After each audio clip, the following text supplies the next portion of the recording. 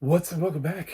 I'm John Stark from MacTheMovieGuy.com, your favorite blind film critic, and today we're going to talk about The Mastermind.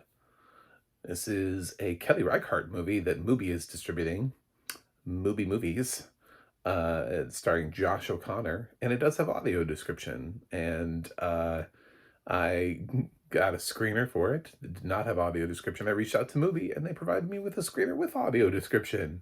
Look at that. This is lovely. I love creating these relationships with people.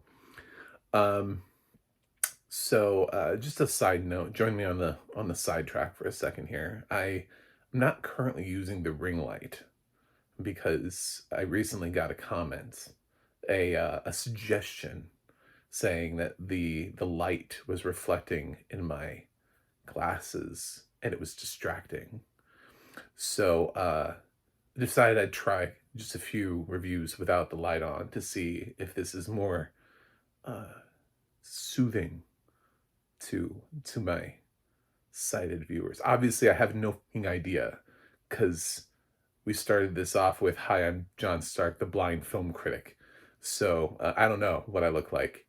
But feel free to comment on my physical appearance in the comments and let me know what you would like for me to change about my video or myself. And we're gonna get down to the mastermind. And the comment did come from somebody who was cakes and Bibles, and something about me makes me seem like maybe perhaps we would not have, aligned anyway, even if I had done this in pitch black darkness. So, the mastermind. Josh O'Connor is everywhere. It's it's unnerving, really. He's like the Babadook. Um, but he continues to pop up in movies that are really small. Like he's building clout, and he feels like he's chasing an Oscar nomination, but he doesn't know how to do it. So he's just doing all of these films that should be in the conversation, but somehow they never get there. They always seem like the outlier. Like if you just keep seeing people talking about awards races and you click on these, you never hear people go, "Oh yeah, Josh O'Connor for History of Sound, Josh O'Connor for The Mastermind, Josh O'Connor for Rebuilding." He did pick up a nomination at the Astros for Wake Up Dead Man, but for the most part, which divided into comedy and drama, um, he has gone unrecognized this year, despite being as uh, persistently visible as Pedro Pascal. So the Mastermind is set in 1970, and he plays what should be a privileged young man at the height of Vietnam, who is not being sent off. There are protests happening around him. He does have a kid. He has a wife and a kid, or a girlfriend and a kid. I actually don't know if they're married. I didn't pick up on that. Huh, interesting. Um, but yeah, and his father's a judge, and he's a failed architect himself. Like he is, which made it. I thought it was so interesting. You think of like little choices because Kelly Reichardt could have put this anywhere. So she has a movie about a failed architect, right, which is like a design thing, and art thievery, right, which is also, and they're from Framington. Now they could have put this in anywhere, but they put it in Framington, and I think there has to be a purpose behind that. I wonder if that's something that Kelly Reichardt just is like, I wonder if anybody will catch this because of frames to houses through architecture, also frames on paintings. So the connective tissue here is frames, and they're in Framington. I know it sounds stupid, but he Kelly could have put this anywhere. Seriously. Like this could be in any state, any city, any town, USA, There's a reason for this. So there's a reason Josh O'Connor is a failed architect and not a failed nurse or a failed, you know what I'm saying? Like there are reasons why all these things are connected. He's committing crimes, but his dad's the judge.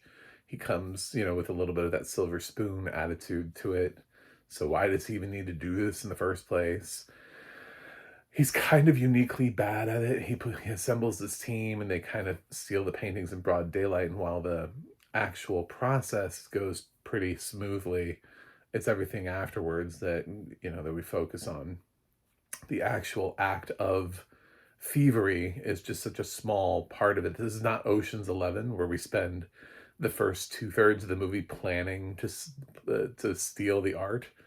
No, it's happens in the first third of the movie, and then the final two-thirds is just him dealing with the fallout of it and trying to keep his head above water in many different aspects regarding his parents, who he keeps asking his mom for money for loans, um, his wife slash girlfriend slash life partner slash baby mama seems to have absolutely just had enough with him.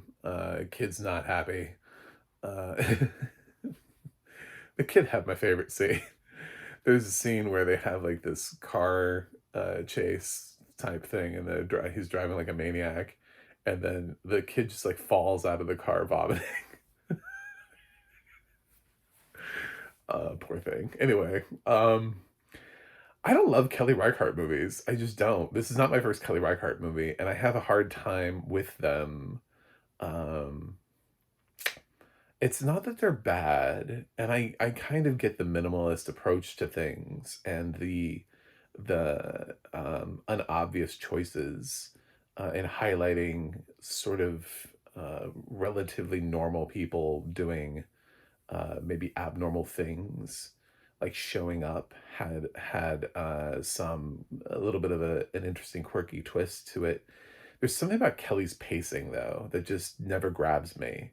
And even with this score that's backed, I love the score, by the way. It's just jazz, and I swear to God, there's a quote, and I've used AI tools, and I was thinking I can hear it in my head, and there's a quote that's like, "It's just jazz, man," and it comes from like a crime movie, or like it's like a killer who's saying it, and it's just sitting there, you know. Um, and I searched for all related jazz quotes, and of course they really want me to believe it's from All That Jazz, which it can't be because I've never seen that movie. I know it's shocking, but I have yet to see All That Jazz, so I can't be quoting a movie from which I've never seen. And it's not one of those quotes that's so like reverberating throughout all of film history, like I could have been a contender. It's like you're like, I don't even know where that's from, but I just know that's a quote. I know it's from On the Waterfront. Anyway, it's not like one of those quotes where you're like, I keep hearing that. Where is it from? So, um, yeah, Josh has certainly had an interesting year. I mean, this is a wildly different role for him than rebuilding. Um, and he's very good again here, which is a reason to watch the film if you liked that. And I like the score. I thought rebuilding was slow as shit. It just so I cannot. I looked at the Rotten Tomato score, and I'm like, I'm gonna be the only person here, but I cannot with rebuilding. I wanted to like rip my skin off and run from my body. It was so slow. It felt like a movie that was like the first 10 to 15 minutes or 10 to 15 minutes of a larger project, but then they stretched that 15 minutes into a feature, and it was like molasses. Um, this is not that. This is just there's something about Kelly's pacing though that at a certain point it doesn't have the quite the same level of pizzazz and danger to it. It lies between comedy and drama. It's really neither. But I'm thinking about sort of like comparatively, if you're like, well, what do you like? One of my favorite films that's sort of in this genre is like Before the Devil Knows You're Dead. Love that film. And I think the pacing in that, the storytelling, the way everything wraps up, that one's a little bit more of a thriller based. I will grant you that. So if I had to go for a film that maybe is a little bit more adjacent to this, that is not quite so super serious. I would say Matchstick Men, which is sort of a highly underrated Nicolas Cage, Sam Rockwell project that I think too many people have forgotten existed, but it's actually really pretty good. So, yeah, I think we've done films kind of like this before, and I don't I had to I've had to debate a lot about this because with the Mastermind, the answer is not as easy as is it good or is it bad, because it's so close to the middle to me where it's like, man, we're on the edge here. Do I flip the coin up? What are the pros of going, like, what, when I'm in the middle, because I live in a binary world where I have to go fresh or rotten, I have to go thumbs up or thumbs down. What are the reasons to go thumbs up? I thought Josh O'Connor was really good here. I'm a big fan of Gabby Hoffman, and I thought she was delightful and scathing at times, and just great to have here. Is it Bill Camp that was I don't know. The father was the judge. A couple moments that we had with him was great. There are some exchanges that are really fun, that are really well written, even when the pacing seems to um, lag for me. Like Kelly Reichardt movies do, there are scenes and pacing. The funny thing is, showing up was like right in the middle for me too. Um, and Yeah, I think uh, I want to say lean positive, because what are the reasons to lean negative? What do I gain from saying don't watch this? I guess I break with the crowd a little bit, but I'm not, this isn't about like following a crowd or breaking with a crowd. What is it that I really didn't like? And it comes down to pacing, but at the same time, I think the pacing is better here than Rebuilding. Like, I wasn't just like, I wasn't just bored out of my ever. There's a certain thing that we have now, right? Because we have technology, and our phones are attached to us, and it's almost this thing that like film critics of like 50 years ago never had to worry about, because the most they could do was look at their watch in a movie theater. But now we look at our phones, and sometimes I find myself looking to see if there is a push notification, because I'm so bored. I'm like, is there anything on CNN? Hello? Is there a headline for me to look at? Um, and I did that a lot with Rebuilding, but I only did it a couple times here. So it's not at the same level of uh dramatically slow pacing for me. So I don't feel like I have to. Uh but I Yeah, I think if you have to check out films this year, Josh O'Connor's done a lot of great work, and this is just more of it. He is the best thing in Rebuilding, and he is the best thing in the Mastermind. However, the Mastermind does have some other aspects to it that I can appreciate. There were some clever moments in the script. It has a great score. It has Gabby Hoffman. It has, I think, Bill Camp. I should have checked. I'm so sorry. I thought I recognized the voice, and now I'm like, Bill Camp and Gabby Hoffman would be a weird pairing. But anyway, so yeah, I'm gonna lean positive on the Mastermind. But then these are the things where the film community goes, oh God, oh, these films have these really high. It's a yes no aggregator. It's, um, but Yeah, I would say yes. I'd say if you wanted to see the Mastermind, if you like Josh O'Connor, if you like Kelly Reichardt, then definitely. Like, if you vibe more with Kelly Reichardt, then go for this. You're already on board. You didn't need me to tell you that. I'm being honest with you. I've just never vibed with Kelly Reichardt's directing the same way that other people have. Um, so I'm gonna give this a 6.2 out of 10. And that's fresh. It's barely fresh, but I mean, it's fresh for me.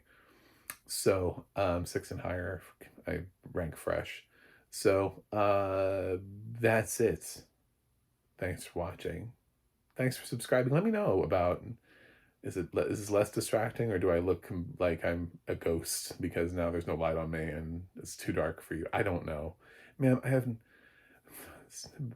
fucking people with I'm blind. I have no idea what I look like. Anyway, it's so weird to like lose your sight and then to not have any conceptual knowledge of what you look like after like years of being blind. You're like, I have no idea. It's such a weird little thing to sit there and go, I'd love to know what I look like. The aging process. It's a thing you take for granted when you can see. Is like, oh, I can watch myself gradually age gracefully. It's like, now I can't. And people tell me that what you look like in a video. I'm like, cool, thanks. One person out of the thousands that have seen my videos believes this, but I don't know. So I'm trying this video. So comment on the lighting for me, please. Thanks for watching. Thanks for subscribing. I'll see you guys on the other side. And my remote's broken.